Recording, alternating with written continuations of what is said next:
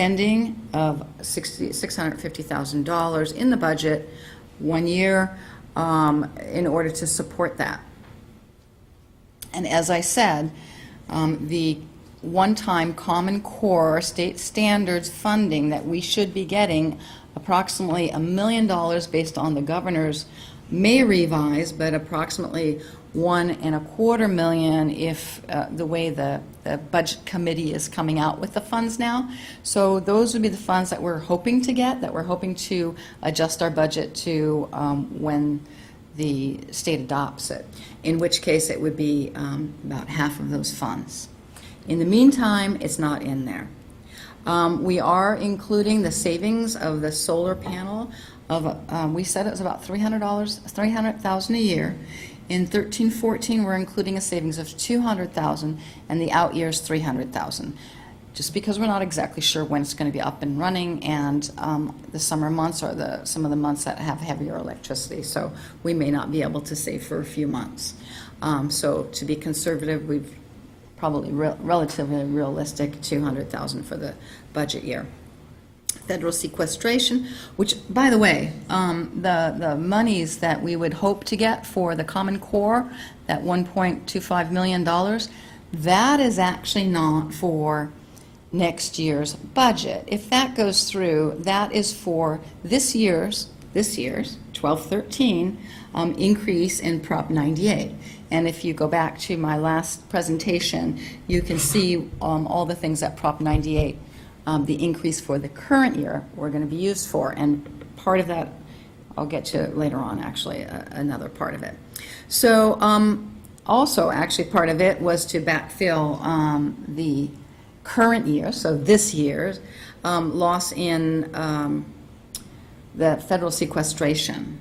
And we're going to be at 5.2% for next year of a cut, and the following year we go back to the 8.2%. And until we find out if they're going to backfill it, we're not going to include it. And even so, the backfill is only for 1 year at this time. Again, class size reduction flexibility will end in the year 14-15. So in the multi-year projection, we have 16 more teachers included, but we also have the revenue, the additional revenues that we would receive from having more class size reduction revenues. The net effect is about $450,000 additional cost to us. So when you take the revenues, you subtract out the expenditures, our expenditures will exceed our revenues by about $455,000. That is in the out years. Tier 3 categorical flexibility, the resolution you just passed, is due to end in the year 15-16. So those funds will come out of the unrestricted. About $2 million of those funds will come out of the unrestricted, and they'll go into the restricted, and that is also reflected in the multi-year projection here. Until it goes away, we need to do this. Another thing is, an important thing is special education. We have a decrease in revenues. This last Friday, we received the revenues that the county said we were going to be getting, and we found that there was an error in it. That error will cost us about $650,000 less in funds next year compared to this current year. Additionally, the County Office of Ed has increased the cost of special day classes by 14%.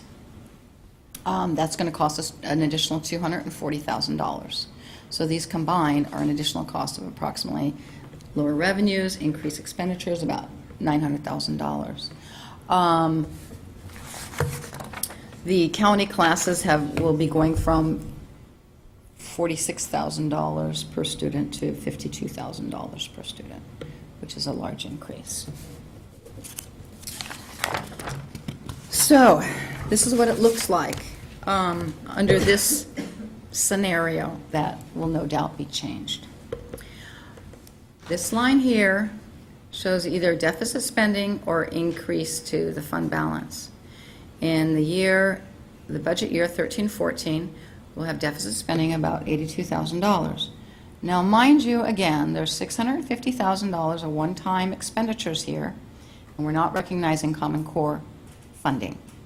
Okay? Okay, so that would change this significantly. And then the out years, as you see, we start being able to add to a reserve. Again, let me remind you again that there are no salary increases outside of step and column included in this budget, in the budget year or the out years, nor is there any change to health benefits at this time. So I want you to understand that those are not included in here. When you get to our fund balance, these numbers here are our fund balance, and as you can see, they increase. Now, I told you that with that decrease in deficit factor, we were going to reserve those funds. And in the budget, when you get it, it'll all be line itemed out. It'll all be labeled nicely. In the meantime, we have a 5% reserve for economic uncertainty. And right here, these are other designations. This amount here includes the $1.2 million that would be for the deficit reduction amount that we said we're going to reserve as state adoption reserve. Also included in here is $700,000 for textbooks. Those go out through all the years. And $200,000 for the continuance of the math program. After this first year, the math program one will be gone. Those funds will be spent. And then we'll be starting to reserve $100,000 a year for computer replacements. So that one-time amount, as we know, they don't last forever. And so we want to be prudent and start reserving for when replacements will be needed. So this grows hugely because the $1.2 million is included in here, because we've not included any expenses of that $1.2 million up here at all. So therefore, that 1.2 plus another 1.2 is included the next year, and then another 1.2 included, so it's growing. So those funds, we're reserving them, which means we're not planning on spending them in this budget. Until we take it out of the reserve, it's not going to be put in the expenditures. So now if these funds came to us, for instance, and they were all highly restricted, then it's likely that the reserve would go away, those revenues would come out of here, and they would go into the restricted revenues instead, which would then, of course, reduce all of this. So just to clarify, and not to be fooled by its smooth taste, the fund balance designations of 2.1, that includes the 1.2, and then the next year, the fund designation of 3.4 actually includes 2.4 million. Yes. And then the 4.8 the next year includes 3.6 million, and the 6.2 actually includes 4.8. So those are just Yes. basically phantom funds. We're just reserving it on a yearly basis. We want to recognize it in here, but we're reserving it here. This is a nice story of fiction. Mm-hmm. This is all going to change. But it's what we have to work with for now. Just to clarify, this is going to change, according to Mr. Vidales, like in the next Couple days. 48 That is hours? correct. All right. That is correct. Yeah. Oh, yeah, because the governor still has time. Right. They're scheduled to vote on Friday, the 14th, one day early. And then we would expect that the governor would either accept it or have a few small tweaks that he can work with them, we don't know, and then pass it, and then it needs to be digested, and interpreted so that we know what we're going to get, how we're going to get it, is it going to be restricted, is it not going to be restricted, and we will, my later slides, adjust the budget accordingly, which I will repeat myself. So here's that fund balance, the way it is, just so that you can see it easier. Said doesn't mean too much right now. There's a lot of questions that are still out there. So then we need to talk a little bit about cash flow. I know the governor, part of the Prop 98 for the 12-13 year is supposed to go to reducing inter-year deferrals.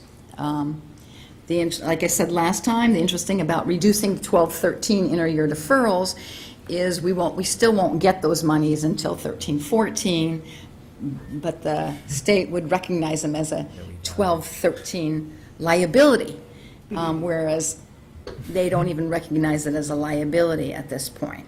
So they recognize it as a liability, we recognize it as a receivable, which we do anyway, and we would get the money next year. But that will reduce for the following year, so that will be good. So again, we don't expect to get any property tax revenues because all of our property tax revenues get taken away because of the triple flip ERAF thing. And so we are completely dependent on the state to give us the funding, the state aid. All of our revenue limit comes from the state. And 27% will be, and again, this is without any additional deferral buybacks. At this time, it would be 27% that would be delayed until year 14-15. In addition, as you know, because Prop 30 passed, our funds that we would normally get from our revenue limit and state aid, they've taken a chunk of that. We're still going to get that same amount, but they've taken a chunk of that. They say that's being now funded by the Prop 30 taxes. They're putting it into an education protection account, and it's supposed to be about 16% of our revenue limit, and we should get that quarterly at the end of each of the quarterly months, end of September, December, and then March and June of next year. This year, we are still waiting for our 20%. We expect to get it by the 30th of this month, we hope. And if not, it should be only delayed by a few days. Fortunately, we'll be able to cover our cash flow. I just want to take this opportunity to show the viewers and also the people in this room is that we should be united in fighting for our money in Sacramento, because that's where our funds are coming from. And like I said, if we want to march out there together, I'll be lockstep with you guys to make sure that we get our funding for our kids and for our district. But that's where our funds are coming from. Okay, so next steps, regardless of what the state is doing, we have to pass a budget before the end of this month. That's true. Okay? And this budget that I'm putting in front of you, or the proposed budget that I will be putting in front of you in 2 weeks, it meets our required obligations to pass the budget with all the information that we have today. Once we pass it, it'll go to the county, who will either approve or disapprove it by August 15th. By then, I will imagine we will have a revised one going to them. But they will be looking at our assumptions very carefully and making sure that the assumptions that we're using are the assumptions that are being recommended by both school services and them. And we are using the assumptions that they have set, but they'll also look at our assumptions that they don't really control. Like, are we including more than step and column? Are we including technology? They're not interested in those. They will just look to see if they feel that we can meet our obligations. And clearly we can meet our obligations. And then the state will pass its budget very shortly. And as soon as they pass the budget, and as soon as you pass ours, we will start making all the changes necessary to come up with a real budget, something that reflects what we really feel that we will be getting. Questions? Ms. Brizuela? So what you're saying is that on page 2, that extra money that we're getting is going to go into our reserves again? For now, just until we know what we're really getting and we know if it's going to be restricted or not. As you've heard, there's a potential. Okay. reaffirming, I don't want to Okay. hear the whole thing again. The other one is that, could you explain to me what you meant about an error in special ed? What they were charging us, and that was probably on the Yes. fourth Yes. one? Okay, so in the revenues, what happened is they included the CAVA, so the California Virtual Academy ADA, Uh-huh. in determining the amount of funds that we were going to be getting. So the multiplier was a higher number Oh. than it's supposed to be. And that wasn't saw ahead of time, I mean? I'm no- sorry, could you- No one noticed that before, you mean? Actually, First time it's we happened, did, or what? no, we noticed it last year, we brought it to our attention, it fell on deaf ears. We are being held harmless for prior years. That's, Okay, yeah. all right. Just want to make Including sure, this because they've current- been around including the for a current while. year. Clarify, that's the online school? Yes, it is. What Our do you call it? charter. Charter school. Okay, and then there was two things you had mentioned about the special ed. What was the other one? About the expenditures? The Yeah. increased costs from the county is increasing the cost of special day classes by 14%. Is that for this coming year, not for last year? Is that, It's for 13, 14, it's for next year. Yeah, okay. So that's included in the budget, the additional costs for those. all right. I wasn't sure if you meant it was from before. No. We seem to get all the money stuff at the end of a year instead of the beginning. Yeah, And- it's true. And that, let's see, then you talked about the Prop 30, about taxes, and that's unsure as well right now, is that it? Well, no, we're still not going to get property taxes. At all? Because, no. Shucks. Unless districts, well, you know what, it's actually kind of difficult to say because a lot fewer districts will be basic aid. And if a lot fewer districts are basic aid, then actually we will potentially be getting property taxes. Because what happens is a negative ERAF can only be paid for by revenue limit districts. And, well, of course, the whole idea of basic aid districts might kind of disappear. So if other districts become revenue limit districts, so we call it that, then they will be sharing in that negative ERAF. So it is possible, actually, that we will get property taxes. But because we're basing it, this whole budget on revenue limit, at this time, there are very few revenue limit districts to cover the ERAF, and so therefore, we would not get the property taxes. So ERAF is being taken away from cities, right? I don't know about the city, Yeah, I how think it there's affects cities, cities- but it does affect school districts. Yeah, yeah. They used to get it before, but they're not getting it either. At least I think that's what I was told. Okay, thank you. All right, Mr. Otaidi. The same slide 3, the Okay. federal sequestration, just out of curiosity, the 5.2 number, is there a ballpark revenue number that, or ballpark number is that like, is that like $1 million, $2 million, $3 million? Just out of No. curiosity. Oh, that amount, no, it's not that high. Okay. You know, I really hesitate to guess on that. But it's de minimis compared to. It's under $100,000. I hesitate to guess. It's I was looking at it, it's very complicated to actually determine. You have to take everything individually, so. It's de minimis compared to our larger numbers. And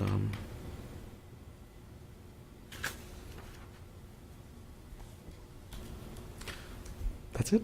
Thank you. Great. Thanks. So now we're going to approve an unreal budget, right? I mean, Yes, not a real budget yet. yeah, and I was commenting to Ms. Kessler this afternoon as I was thanking her for the hard work that they've put into this creation of this budget, that this is really, and it always has been, but it just really struck me today that this is a work of fiction, because we do know that there's other realities that are being put in place that we do not yet have an opportunity to respond to. 80% of the work in building the budget is on the expenditure side and on getting clear on what those expenditures are. 20% is on the income side and appropriating those expenses in an appropriate, in the appropriate reserve or unreserved or whatever categorical account that we have. So, based on the assumptions that we have to work with, this is something that we know is, come July 1st, after everything is signed, we need to start working on adapting and adopt to what is a closer to reality, if there is such. So I do thank Business Office and Ms. Kessler for their work on this and in preparing this, and the work that they've put in is going to make the transition to the true budget easier. I would like to actually add that when the true budget comes, all of those expenditures that were budgeted out in all sorts of different resource codes, all those resource codes and all these hundreds of budgets all over the place, all over the place, are in this case, the expenditure budgets are going to have to all be changed to different resources, and it will be, in this case, an enormous one. In a normal situation, it wouldn't, but really, all the coding that we know of now is likely to go away, so the way everything is budgeted. And lots of people have been involved, every principal, every department head in their budgets, and everybody will have to learn something new, so. But, So you're going to change the way that the budget items are numbered and stuff like that, you mean? Yeah, Or the accounts? she's talking to sort of the back office That's machinations that, those of us who prepare purchase orders and stuff, we have to write the 16-digit strings of that's numbers. oh no, okay. it's 32 digits. I haven't had to do a budget Accountability. string in a long No, time. I just want to so make so sure now we have a they're all budget different. that's going to We- help us. We will have a budget. that- As long as you approve it, we will have a budget that we can start the year out with Spend it. until we can adjust it. Right. But what we're calling the true budget, we will approve that by August 15th? Is that the? We will make changes to it, and then we'll advise you of what those changes are. So the revised, there is actually no format in the SAC software to produce a revised one. So what it is that we do is we make the revisions via journal entries, basically, and then we report to you what kind of revisions we've made, increasing of revenues, decreasing of expenditures, what we've done. And then come the first interim, then you'll actually see those. But it's going to be kind of interesting because I think all of that is likely to change. Yeah, and we do have scheduled a couple of budget study sessions for the summertime as this right. becomes clear for the board to be aware of. One thing I read, just for us to understand just how fundamental the change in school finances is occurring should the budget as proposed at the state level pass. It's estimated the state will take 7 months to shift all of their programs in order to be able to, get an accurate sense of what every school district gets. We get, they still will give us, our appropriations in September and October. Because it doesn't really make a difference until the end. So they do have 7 months to figure that out. But I just read this morning that it would be a 7-month process for the Department of Education, Department of Finance, and everybody to adjust to the new funding formula if it's passed. So it is a pretty fundamental shift in how school districts are funded, a shift that I and many agree with, but it does produce, there's a lot of back office changes that have to happen to support it.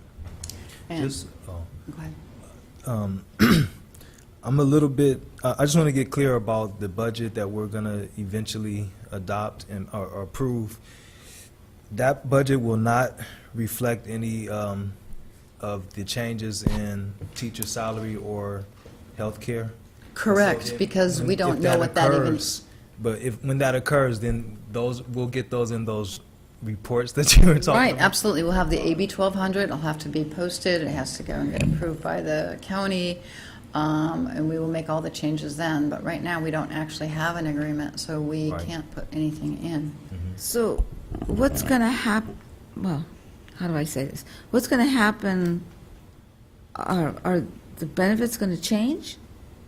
Are they going to remain the way they are, or what happens? We had the one-time, Yeah. The one-time benefits agreement that we have goes through the summer. And so beginning the September 30th paycheck, if there is no agreement that's reached, it does revert back to the $700 per employee cap. so during summer is okay? Yes. All right. I didn't want some of our teachers to be on vacation and get a surprise. Yep. I want to take this opportunity to, coming from a banking side, how much work is put into one data point, and also talk about how broken our government system is because we're creating policies before true numbers are out, and also say the fact that how many man hours goes into one data point and inefficient it is for us to do that. I know this is almost like like you said, a fictional. They should just give us the real numbers so we could work forward and be more efficient with our time. But God bless Sacramento, and thank you again for you and the team and all the principals and administration, because I know it's a lot of work just to change again. Thank you. And I would really like to thank Connie and her staff too, because they've put in many, many hours. It's been a real struggle. It's been a lot of work. Even knowing that it's all going to be changed is something to look forward to. So I really would like to thank her and her staff. All right. Thank you very much. And job description for Program Director for Mental Health Services.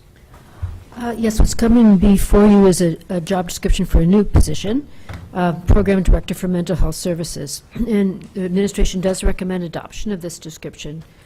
The position is funded from special education mental health allocations that come to our district through SELPA. And the director, in this case, would be working with our staff to provide the services that are written into student IEPs. So the program director would ensure implementation of those IEP goals and the delivery of the services that need to be provided. What we're looking at this point is a half-time, a 0.5 FTE person to be doing this. All right. And does the county provide a list of candidates for jobs like this, or how do you recruit? We will post the position, once this is approved. We also probably have people within our district who might be interested also and qualified. All right. Any questions? So it's funded by SELPA, you said, right? So that it's not a cost to our district. And will that person be eventually being shared and worked in another district, or? We believe we can utilize a half-time person, and so depending on how that person comes, we think if it's an internal person, they may be, it's easier to work that out. If they're external, then they just work for us half-time. And one of the primary reasons that this is coming forth is, as I think I might have mentioned at some point, is that these services used to be provided at the county level, at the county, not SELPA or County Office of Education, but San Mateo County. And this is one of the early efforts of local control that the state has imposed. And so it came down to a district level. And so now we need to assume all of the administration and oversight and supervision and provision of services at our local level. And we want to do that because we want to make sure that the funds are expended, and if they're not expended, we do need to return them. Well, So, that's true. Anyway, so that is, a half-time person with these responsibilities would allow us to better serve the needs of our students. Because before it was IEPs written, a form is filled out, and it's mailed to the county, and then they take it up from there. But now all of that stuff happens in our offices. I'd like to motion to approve job description for Program Director and Mental Health Services. Second. All those in favor? Aye. Aye. Yeah. It's okay. Looks like we're getting to the end of things. Reports from board representatives on district committees. None? Don't think we had any. Nope. We had fund development. that I wasn't at. That's true. I'll give a brief report. We met with the Kids First Foundation, and they just updated us on their goal to keep the foundation going. They have limited resources right now, and really we need to support them. And their whole function right now is to help provide art programs in the schools. So that was pretty much the extent of our meeting. And should I mention anything about Encore, or I'll let you if you Yeah, want to. I can mention that. You know, we're moving forward with the Encore Fellowship. The Encore Fellows and administration has been meeting with several people on that, and we're fairly close to a decision. So we'll let you know when that happens. Could you explain what that is? Yes. So we've entered an agreement with Encore.